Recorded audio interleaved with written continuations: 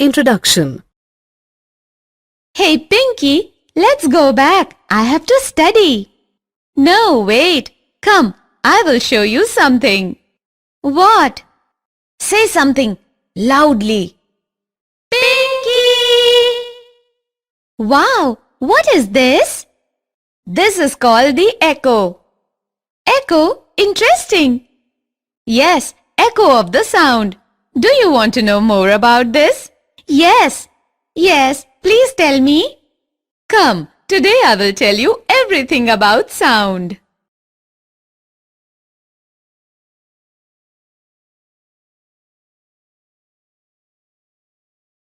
Objectives. At the end of this lesson, you will be able to understand the production of sound, understand the propagation of sound, write the characteristics of sound waves, understand the reflection of sound, define echo and reverberation, describe sonar, and explain the structure of human ear.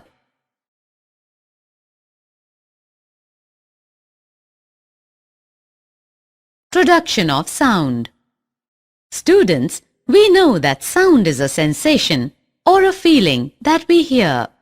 Sound is produced with a vibrating object. The motion of materials or objects causes vibrations. Vibration means a kind of rapid to and fro motion of an object. Let us look at some examples of how certain sounds are produced. Human voice. The sound of the human voice is produced due to vibrations in the vocal cords. Animal sound. When a bird flaps its wings, a sound is produced. Bees buzz as they fly because of the rapid movement of their wings. Their wings make the air vibrate, producing a buzzing sound. Musical sounds. Musical instruments produce many different sounds in various ways. Some instruments need to be struck by an object in order to produce a sound, while some instruments, such as a harp or a violin, produce sounds when one or more of their strings are plucked, causing them to vibrate.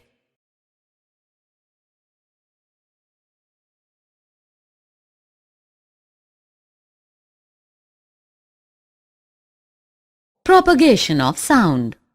For sound to be generated and heard, it must have three things. They are a source, a medium through which to pass, and a receiver.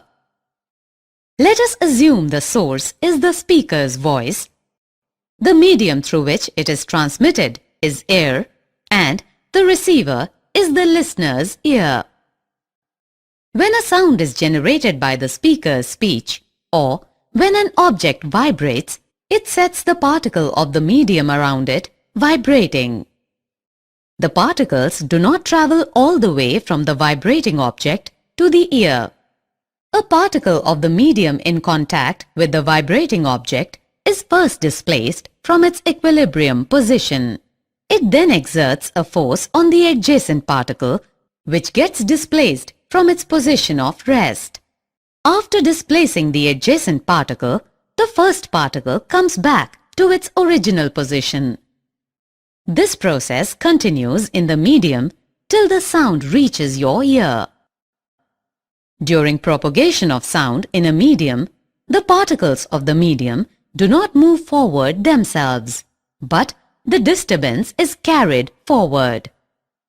So, sound waves are characterized by the motion of particles in the medium and are called mechanical waves. Can you tell the most common medium of sound? Air is the most common medium through which sound travels. When a vibrating object moves forward, it pushes and compresses the air in front of it, creating a region of high pressure. This region is called a compression. And when the vibrating object moves backwards, it creates a region of low pressure called rarefaction. The compressions are region of high air pressure while the rarefactions are regions of low air pressure. Look at this image. It shows a sound wave created by a tuning fork and propagated through the air in an open tube. These are the regions of compression and these are the regions of rarefaction. Sound needs a medium to travel. As sound is created by the vibration of particles, it requires a medium such as air, liquid or a solid. But how can we prove that it needs medium to travel? Let's see. Look at this figure. Here, an electric bell is suspended inside an airtight glass bell jar connected to a vacuum pump. As the electric bell circuit is completed, the sound is heard.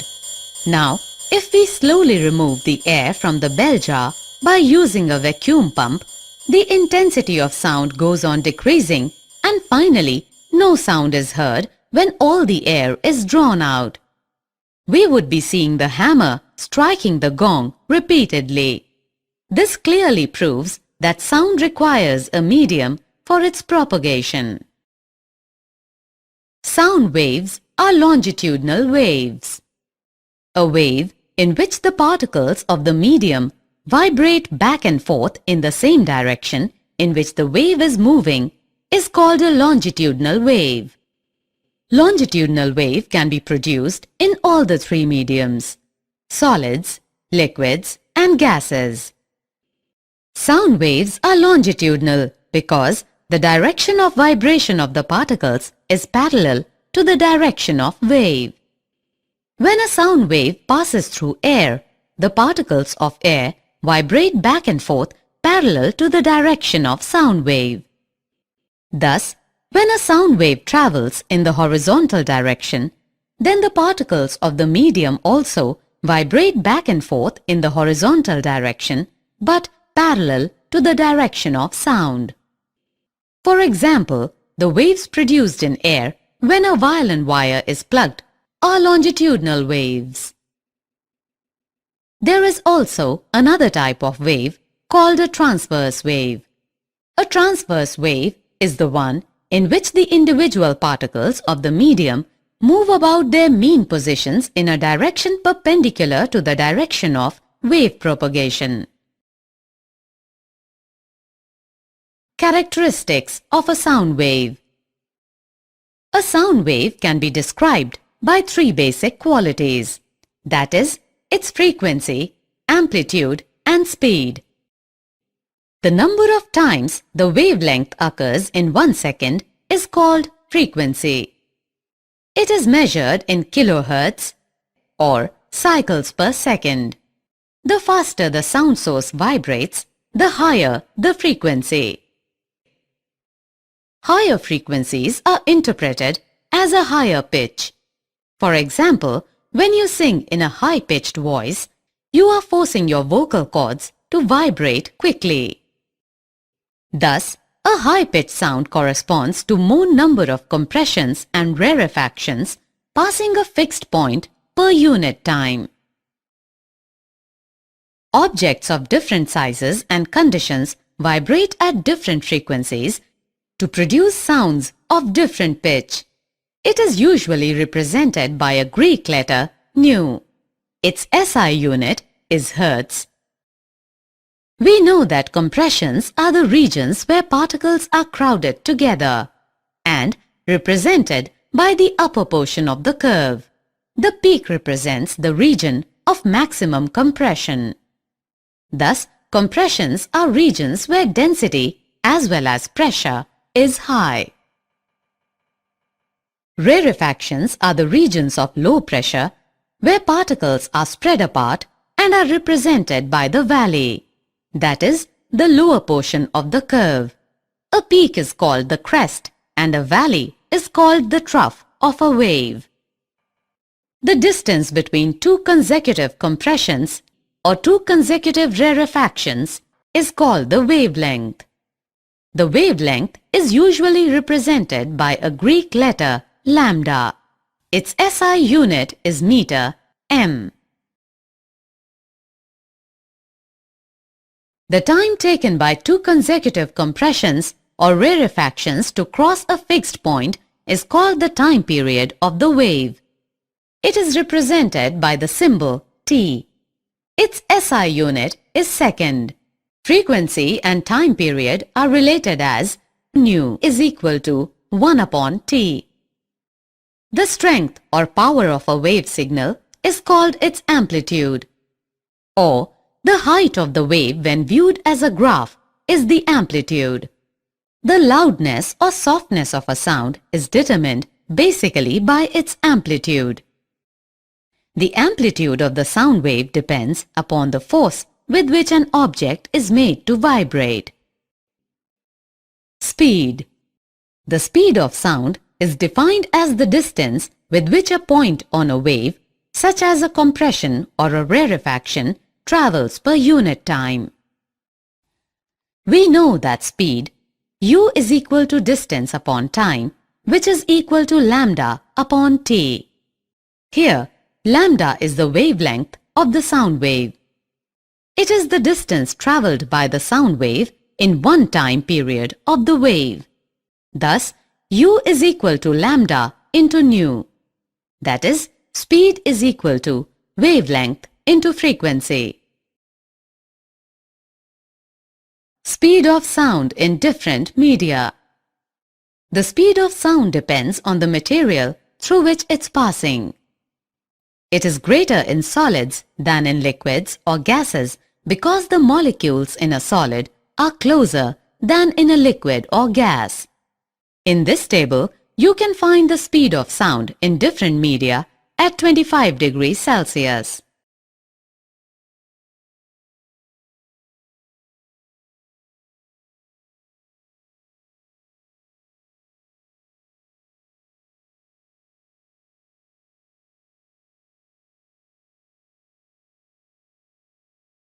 Reflection of sound. Like light, sound also gets reflected at the surface of a solid or liquid. The reflection of sound follows the same laws as for reflection of light. Angle of incidence is equal to the angle of reflection. The incident wave, reflected wave and the normal lie in the same plane. Sound waves can be reflected by large, hard, smooth, vertical and faraway surfaces. Example, walls, buildings and cliffs. Echoes are produced by the reflection of sounds from such surfaces. The sensation of sound persists in our brain for about 0.1 second. To hear a distinct echo, the time interval between the original sound and the reflected one must be at least 0.1 second. If we take the speed of sound to be 344 meter per second at a given temperature, say 22 degrees Celsius in air, the sound must go back to the obstacle and reach back the ear of the listener on reflection after 0.1 second. Hence, the total distance covered by the sound from the point of generation to the reflecting surface and back should be at least 344 meter per second into 0.1 second is equal to 34.4 meters. Thus, for hearing distant echoes, the minimum distance of the obstacle from the source of sound must be half of this distance, that is 17.2 meters. This distance will change with the temperature of air. Echoes may be heard more than once due to successive or multiple reflections.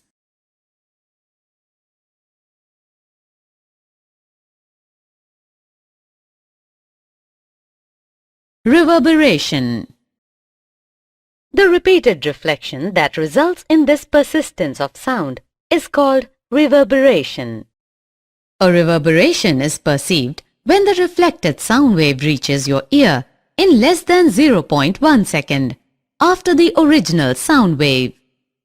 For example, a sound created in a big hall will persist by repeated reflection from the walls until it is reduced to a value where it is no longer audible. Let's now solve a problem. A person shouts near a cliff and hears the echo after 5 seconds. What is the distance of the cliff from the person? If the speed of the sound v is taken as 300 meters second raised to the power minus 1. Given that the speed of sound v is 300 meter second raised to the power minus 1. Time taken for hearing the echo t is 5 seconds. Distance travelled by the sound is equal to v into t, which is equal to 300 meter second raised to the power minus 1 into 5 seconds is equal to 1500 meters. In 5 seconds, sound has to travel twice the distance between the cliff and the person. Hence, the distance between the cliff and the person is 1500 meters by 2, that is 750 meters.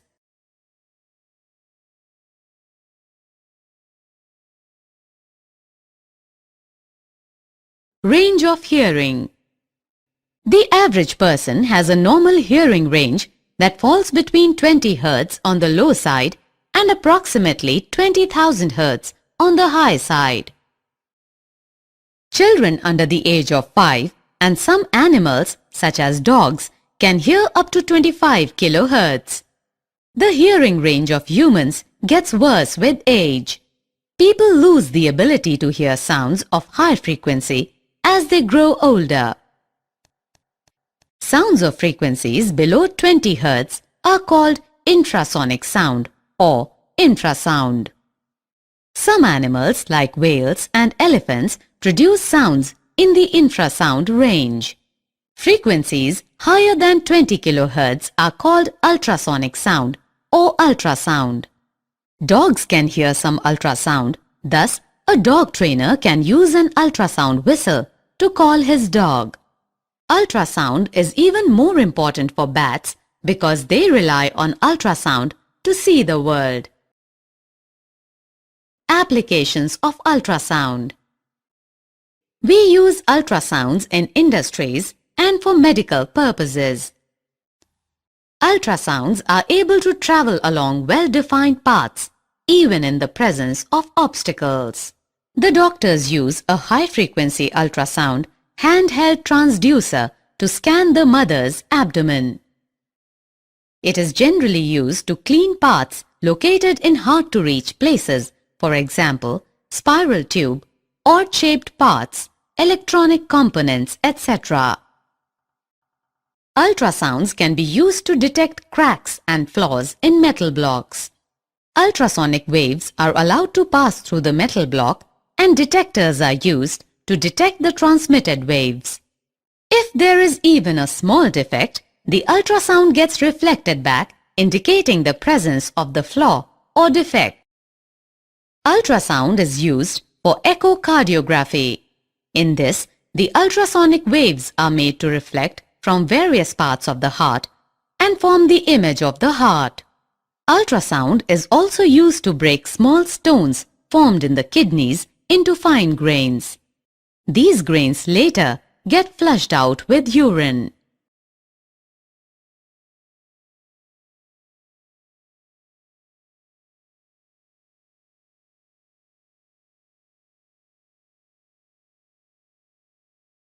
Sonar. Sonar is the device that uses ultrasonic waves to measure the distance, direction, and speed of underwater objects. The word sonar stands for sound navigation and ranging. Sonar consists of a transmitter and a detector and is installed in a boat or a ship. The transmitter produces and transmits ultrasonic waves. These waves travel through water and after striking the object on the seabed get reflected back and are sensed by the detector. The detector converts the ultrasonic waves into electrical signals which are appropriately interpreted. The distance of the object that reflected the sound wave can be calculated by using echo ranging method. Let the time interval between transmission and reception of ultrasound signal be t and the speed of sound through seawater be v. The total distance 2d travelled by the ultrasound is then 2D is equal to V into T. This is the echo ranging method.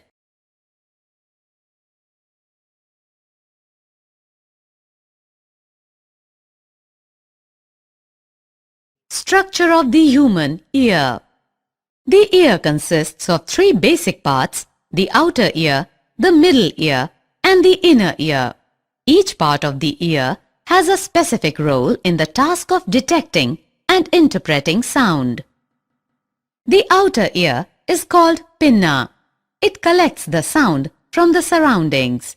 The collected sound passes through the auditory canal.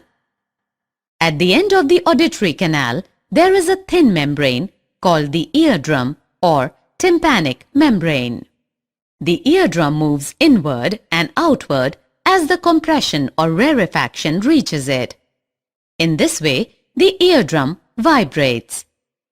These vibrations are amplified by the three bones, namely the hammer, anvil, and stirrup in the middle ear.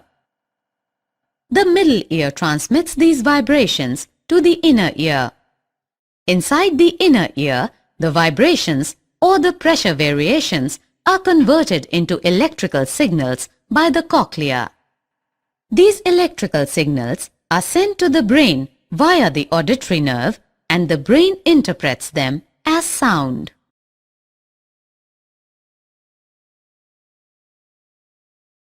Did you know? Heinrich Rudolf Hertz was born on 22nd February 1857 in Hamburg, Germany, and educated at the University of Berlin. He confirmed J.C. Maxwell's electromagnetic theory by his experiments. He laid the foundation for future development of radio, telephone, telegraph, and even television. He also discovered the photoelectric effect, which was later explained by Albert Einstein. The SI unit of frequency was named as Hertz in his honor. Hearing aid. People with hearing loss may need a hearing aid. A hearing aid is an electronic, battery-operated device.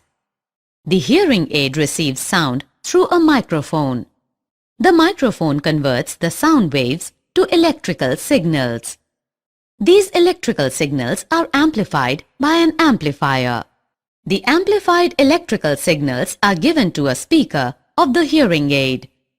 The speaker converts the amplified electrical signal to sound and sends to the ear for hearing. Summary. Let us summarize what we have learned. Sound is produced due to vibration of different objects. Sound travels as a longitudinal wave through a material medium. Sound travels as successive compressions and rarefactions in the medium. Sound cannot travel in vacuum. The distance between two consecutive compressions or two consecutive rarefactions is called wavelength, lambda.